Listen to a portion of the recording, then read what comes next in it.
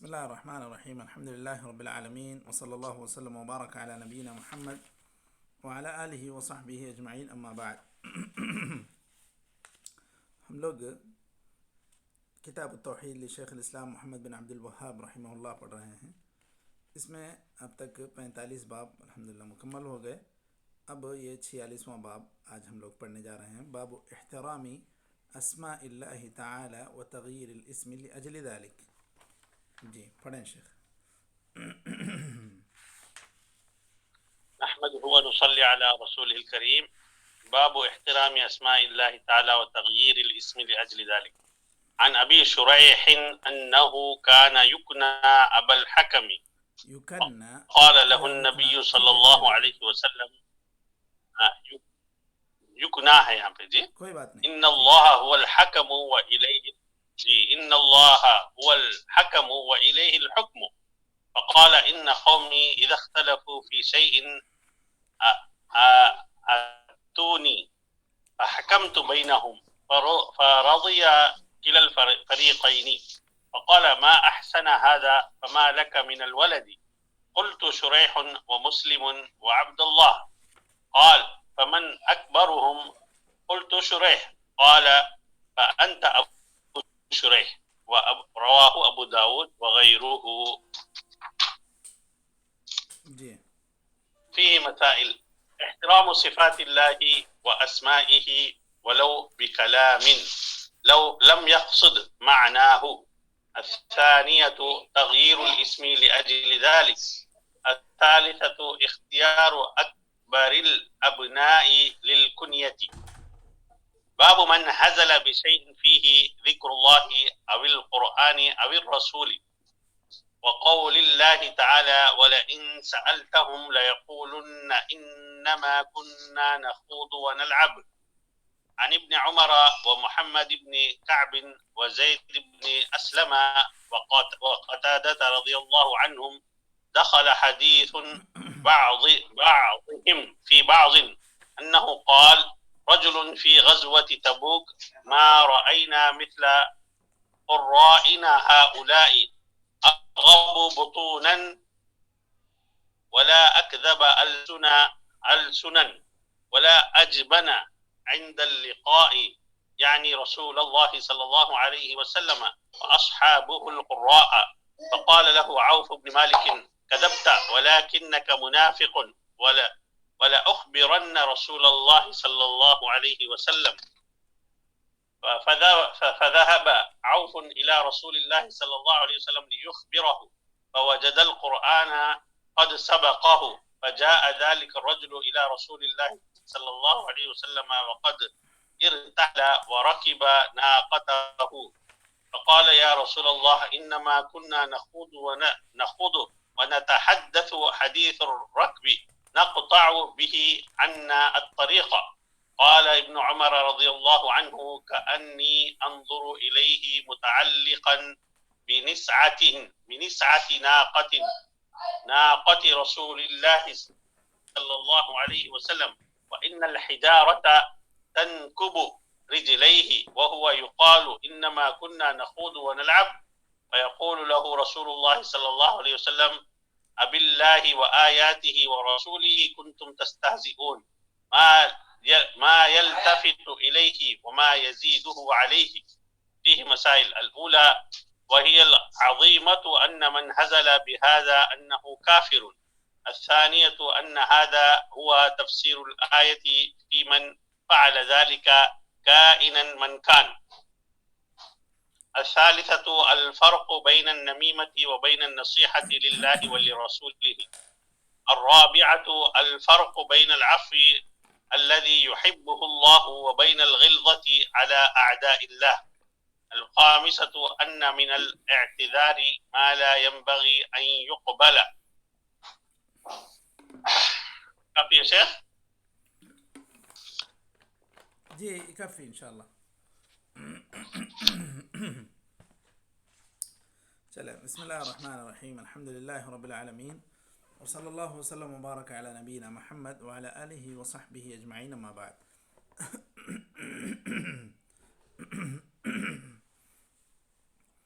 ہم لوگ لوگ کتاب التوحید شیخ الاسلام محمد بن عبد الوہاب رحمہ اللہ پڑھ رہے ہیں. اس میں آج باب نمبر 46 باب احترام اسماء اللہ تعالی و تغیر الاسم لاجل ذلک، یہاں سے ہم لوگ پڑھ رہے ہیں.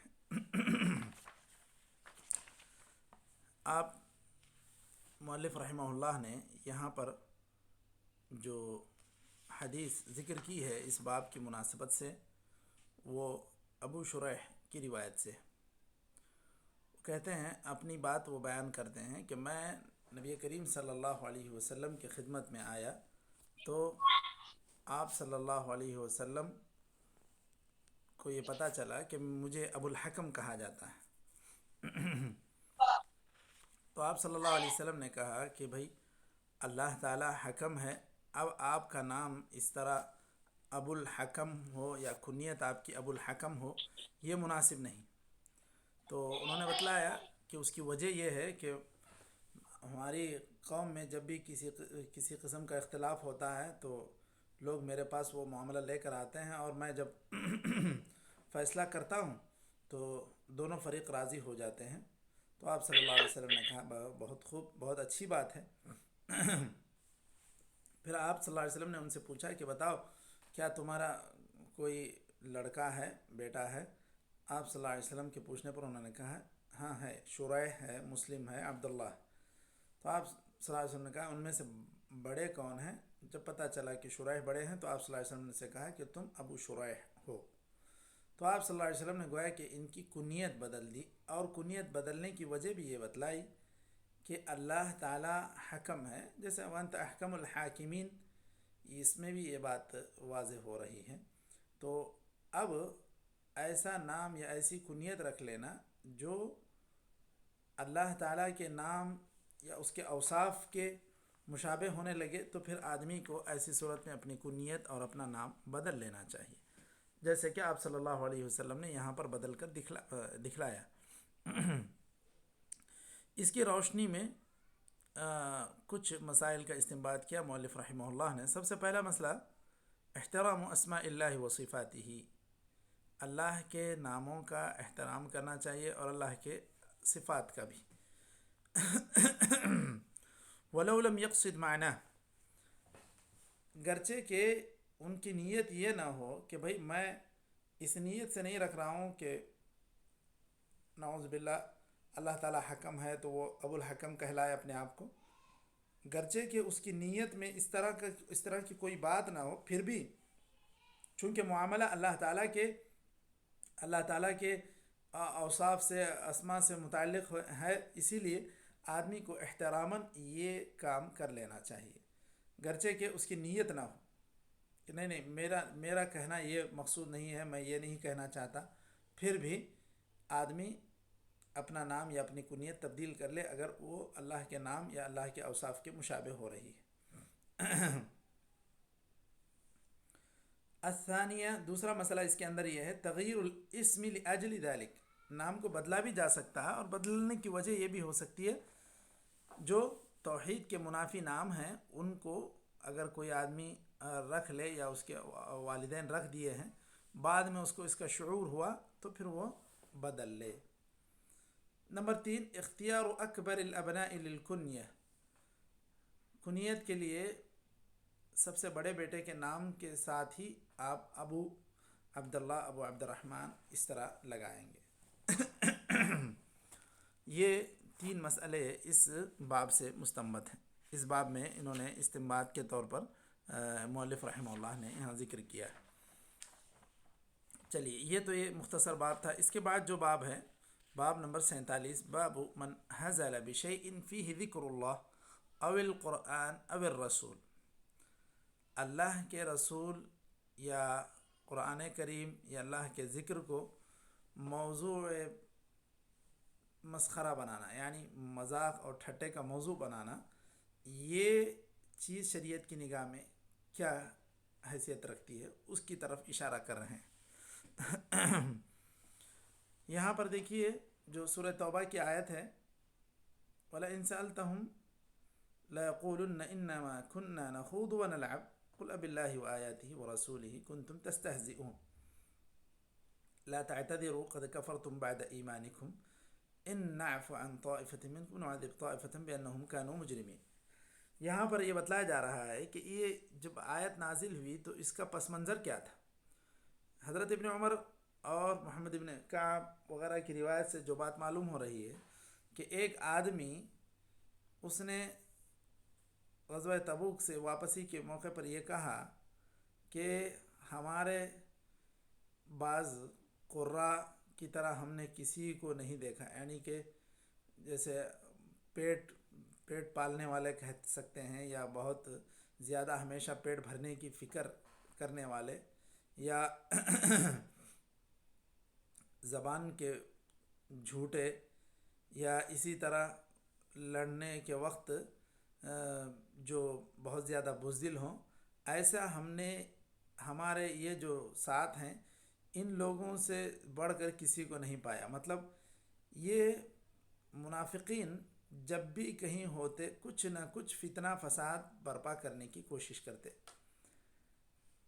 جنگ احد میں جب جا رہے تھے تو اس وقت آدھے راستے سے عبداللہ ابن ابی یہ کہہ کر اپنے کچھ لوگوں کو لے کر مڑ گیا، واپس ہو گیا کہ میری بات نہیں مانی گئی، جبکہ آپ صلی اللہ علیہ وسلم نے خود یہ رائے دی تھی جنگ احد کے موقع پر کہ مدینے میں رہ کر لڑا جائے۔ لیکن جب آپ صلی اللہ علیہ وسلم جنگی لباس پہن لیے تو پھر بعد میں لوگوں نے کہا نہیں، جیسے آپ مناسب سمجھتے ہیں ایسے کریں، تو آپ صلی اللہ علیہ وسلم نے کہا نہیں، اب ایک مرتبہ میں جنگی لباس پہن چکا ہوں، نکلنے کا ارادہ کر چکا ہوں، تو پھر اب جائیں گے۔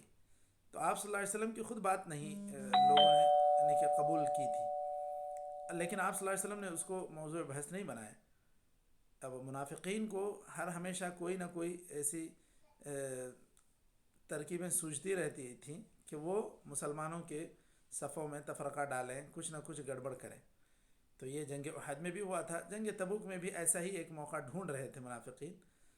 اب اس میں ایک آدمی نے یہ کہا کہ صحابہ کی طرف آپ صلی اللہ علیہ وسلم کی طرف اشارہ کرتے ہوئے ایسے برے اوصاف بیان کیے کہ صرف پیٹ کی فکر ہے، زبان کے بھی سچے نہیں، جھوٹے ہیں، اور لڑنے کے وقت بھی یہ بزدلی ہے۔ یہ سارے اوصاف ایک صحابی نے سن لیا تو انہوں نے کہا کہ بھائی میں جا کے آپ صلی اللہ علیہ وسلم کو ضرور بتلاؤں گا یہ اس طرح کی جو بات ہے، یہ جو کہہ رہے ہیں۔ اور اسی وقت اس آدمی کو بھی ڈانٹ کر کہا کہ تم تو جھوٹے ہو، تم منافق ہو۔ اور حضرت عوف ابن مالک یہ گئے آپ صلی اللہ علیہ وسلم کے پاس بیان کرنے کے لیے کہ ایسی ایسی بات کچھ لوگ کہہ رہے ہیں۔ تو دیکھا کہ اس سے پہلے ہی آپ صلی اللہ علیہ وسلم پر وحی نازل ہو گئی تھی، آیت نازل ہوئی تھی کہ کچھ لوگ ایسا کہتے ہیں۔ اب آپ پوچھیں گے کہ کیوں بھائی ایسی بات کیوں کر رہے ہو، تو وہ کہیں گے کہ ہم ایسے ہی دل بہلائی کر رہے تھے۔ تو یہ بات آپ صلی اللہ علیہ وسلم کو جا کر حضرت عوف ابن مالک نے پہنچائی بھی، وہ وحی کے ذریعے بھی آپ صلی اللہ علیہ وسلم کو اس کی گویا کہ خبر ہو گئی۔ اب یہ آدمی جس نے ایسی بری بات کہی تھی وہ بھاگا آپ صلی اللہ علیہ وسلم کی خدمت میں آیا، اس نے کہا اللہ کے رسول میرا ارادہ یہ نہیں تھا کہ میں کسی کی برائی کروں، بس میں ایسے ہی سفر کاٹنے کے لیے یا سفر کی تھکان دور کرنے کے لیے ایسی بات میں نے کہی ہے۔ تو آپ صلی اللہ علیہ وسلم اس کی گویا کہ معذرت کو قبول نہیں کیا۔ آپ صلی اللہ علیہ وسلم نے کہا یہ قرآنی آیات جو خود ہیں یہ کہہ رہے ہیں قل اب اللہ و آیاتہ و رسولہ کنتم تستہزئون، کہ تم کو ایسی باتیں کرنے کے لیے کیا صرف اللہ، اس کا رسول، اس کی آیتیں یہی چیزیں ملتی ہیں، اس کے علاوہ کوئی اور چیز نہیں ملتی جس کو تم مذاق کا موضوع بنا سکو؟ تو یہ بات ان کو تنبیہ کے طور پر کہی گئی۔ اس کے بعد اس کا حکم بھی بتلا دیا گیا لا تعتذروا قد کفرتم بعد ایمانکم، ایسا کرنا تم کو دائرہ ایمان سے خارج کر دے گا، یہ بات کہی گئی۔ آپ صلی اللہ علیہ وسلم گویا کہ اس آدمی کی معذرت کی طرف توجہ نہیں دے رہے تھے۔ آپ صلی اللہ علیہ وسلم نے اس آدمی کو گویا کہ یہ بات کہہ کر دھتکار دیا کہ تم اس وقت جو بات کہے ہو اس کی وجہ سے تم کفر میں چلے گئے، یہ تو تمہارا جو موضوع بنانا ہے اللہ اس کے رسول کو، یہ تم کو ایمان سے نکال کر کفر میں لے جا رہا ہے۔ آپ صلی اللہ علیہ وسلم اس آدمی کی طرف بالکل متوجہ نہیں ہوئے۔ تو یہ جو منافقین کی حرکت تھی، اب یہ منافقین ہوں تو یہ تو بس ایک کیا کہتے ہیں سبب نزول کے طور پر یہاں پر روایتیں ذکر کی گئی، ورنہ کوئی اب سچا پکا مسلمان بھی اپنے آپ کو کہتا ہو اور اس طرح کے چیزوں کو موضوع بحث بناتا ہو، اللہ اس کے رسول کی آیتوں کا مذاق اڑاتا ہو، یہ ساری چیزیں استہزاء بالآیات میں آتی ہیں۔ تو یہ ساری چیزوں سے بالکل دور رہنا چاہیے، کیونکہ یہ انسان کو ایمان سے نکال کر کفر میں لے جائیں گے۔ یہ مذاق کرنے کی چیز نہیں ہے، اس کا احترام دل سے بھی ہونا چاہیے، زبان پر بھی ہونا چاہیے۔ ایسے دور سے اشارے کنائے سے بھی ایسی بات نہیں کہنی چاہیے جس سے آیتوں کا یا اللہ اور اس کے رسول کا مذاق معلوم ہو۔ اب اس پس منظر میں یہاں پر امام محمد بن عبد الوہاب رحمہ اللہ نے بعض مسائل کا استنباط کیا ہے۔ سب سے پہلی بات اس کے اندر یہ کہی ان من حزل بهذا انه کافر، اس طرح اللہ اس کے رسول کو، اسلامی احکام کو، اسلام کو مذاق کا موضوع بناتا ہے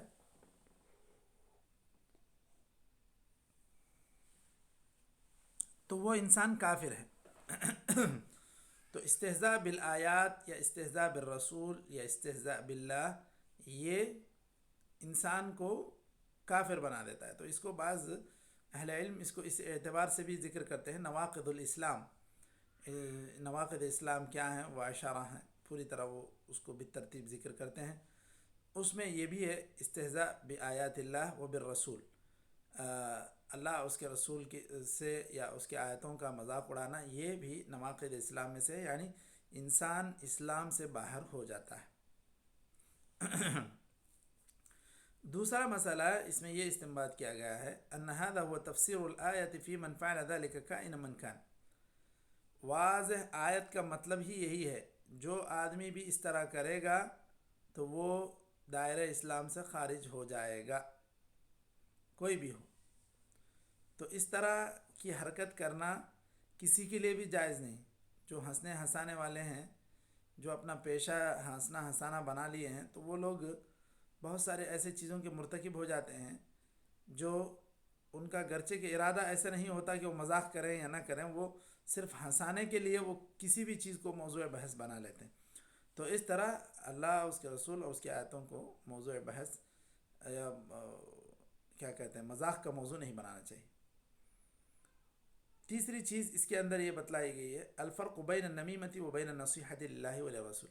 اس سے پہلے بھی یہ بات ذکر ہوئی تھی کہ اللہ اور اس کے رسول کے ساتھ خیر خواہی یہ ہے کہ اللہ اور اس کے رسول کے خلاف کہیں بھی کوئی بات کہی جائے اور اس کے حل کی کوشش کی جانی چاہیے، اور اس کے لیے اگر ضرورت پڑے تو یہ بات دوسرے لوگوں تک، ذمہ داروں تک پہنچانا چاہیے۔ یہاں پر حضرت عوف ابن مالک نے وہی کیا، یہاں پر ایک بات سنی اور وہ بات لے جا کر آپ صلی اللہ علیہ وسلم تک پہنچانے کی کوشش کی۔ تو کیا یہ نمیمہ تھا یا کیا تھا؟ جی مشائخ، آپ کی آواز نہیں سنائی دے رہی۔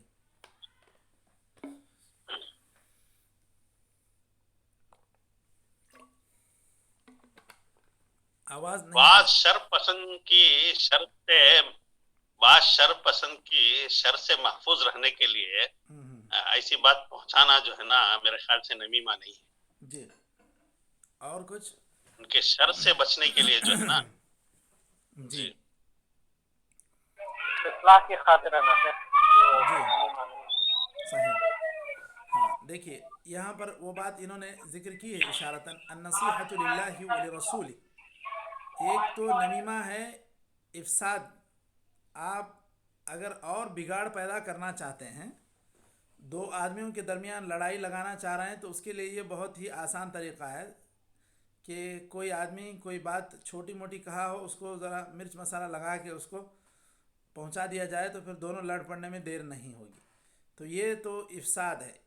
لیکن اصلاح کی نیت سے ایک تو یہ کہ اگر اس طرح کی باتیں مسلمانوں کو سنائی جاتی رہیں گی تو یہ گویا کہ یہ مسلمانوں کی توہین کرنے کی ایک صورت ہے۔ ایک تو مسلمانوں کی توہین ہے، دوسرا اس میں خود اللہ کے رسول صلی اللہ علیہ وسلم کی طرف گویا کہ اشارہ ہے۔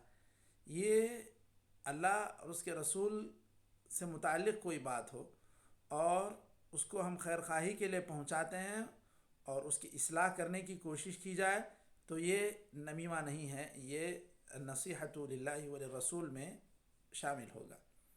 یہ بات مؤلف رحمہ اللہ ذکر کرنا چاہ رہا ہے کہ نمیمہ وہ ہے جو فساد پیدا کرنے کے لیے پہنچایا جاتا ہے۔ نقل الکلام علی وجہ الافساد، یہ نمیمہ کی تعریف ہے۔ اب یہاں جو بات یہ پہنچائے، یہاں فساد برپا کرنا نہیں تھا، بلکہ یہاں اصلاح کرنا اور اللہ اور اس کے رسول کے ساتھ خیر خواہی کرنا، یہ مقصود تھا حضرت عوف بن مالک کا۔ چوتھا مسئلہ اس کے اندر یہ مستنبط ہے الفرق بین العفو الذی یحبہ اللہ وبین الغلظہ علی اعداء اللہ۔ دیکھیے، اگر آپ کے اوپر کوئی آدمی زیادتی کرتا ہے، آپ اس کو معاف کر دیتے ہیں، تو پھر یہ آپ کا ایک ذاتی مسئلہ ہے۔ یہاں پر شریعت اسی چیز کی ترغیب دیتی ہے کہ آپ کوشش کریں کہ آپ معاف کر دیں اور ایسے معاملات میں معاف کرنا یہ زیادہ اجر کا آپ کو مستحق بنائے گا۔ اب یہاں ایسی بات نہیں تھی، یہاں اگر حضرت عوف بن مالک اس کو معاف کر دیتے تو یہ اللہ اور اس کے رسول کی توہین اور صحابہ کی توہین کا یہ موقف اس کا اور مزید پھیلنے لگتا ہے، اس کو اور ہمت ملتی۔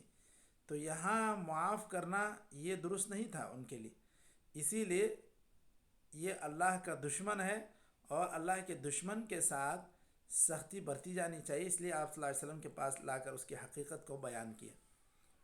پھر پانچواں مسئلہ اس میں یہ ذکر ہو رہا ہے ان من الاعتذار ما لا ينبغي ان يقبل۔ اب کوئی آدمی معذرت کرتا ہو تو ہر معذرت قابل قبول ہی نہیں ہے، ہر معذرت قبول کر لی جائے یہ کوئی ضروری نہیں۔ جب اگر شریعت کے استہزاء سے متعلق کوئی بات ہو رہی ہو، شریعت کا کسی چیز میں مذاق اڑایا جا رہا ہو، تو وہاں پر یہ ایسے انسان کی معذرت قابل قبول نہیں ہے، اس کو سزا دی جانی چاہیے تاکہ یہ سارے لوگوں کے لیے عبرت بنے کہ یہ شریعت اور اللہ کے رسول صلی اللہ علیہ وسلم کی ذات، یہ ساری چیزیں مذاق کا موضوع بنانے کے لیے نہیں ہیں۔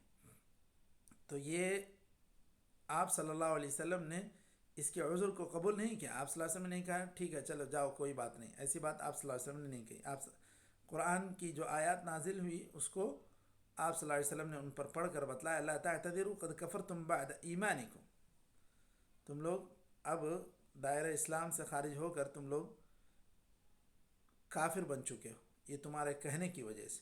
تو اس طرح ہر معذرت قبول کر لی جائے یہ بھی کوئی ضروری نہیں۔ تو اس طرح آدمی کوئی بات کرتا ہے اور اس کی وجہ سے وہ منافق ہو جائے گا، اس سے ڈرتے رہنا چاہیے۔ سلف کا ایک قول ہے، وہ ابن ابی ملیکہ فرماتے ہیں ادرکت 30 من اصحاب رسول اللہ کلہم یخاف النفاق علی نفسہ، کہ میں نے 30 صحابہ کو ایسے پایا کہ وہ ان میں سے ہر ایک اس بات سے ڈرتا رہتا تھا کہ کہیں میرے اندر نفاق نہ آ جائے۔ تو نفاق سے صحابہ کرام ڈرا کرتے تھے، تو ہمارے اندر بھی اس کا بالکل احساس ہونا چاہیے کہ کہیں ہمارے اندر غیر شعوری طور پر نفاق نہ آنے لگے۔ تو یہ چیز سلف صالحین سے منقول ہے۔ تو یہاں ہم لوگ آج یہ باب نمبر 46 اور 47 پڑھ چکے ہیں، یہاں تک آج ہم لوگ درس روک لیتے ہیں۔ انشاءاللہ پھر کل باب نمبر 48 باب قول اللہ تعالی وَلَئِنْ أَذَقْنَاهُ رَحْمَةً مِنَّا مِنْ بَعْدِ ضَرَّاءَ مَسَّتْهُ، یہاں سے کل ہم لوگ پڑھیں گے۔ نکتفی بهذا القدر وصلی اللہ وسلم علی محمد وعلی آلہ وصحبہ اجمعین۔ جزاک اللہ خیر سے بارک اللہ فیک۔ انشاءاللہ جزاک اللہ خیر۔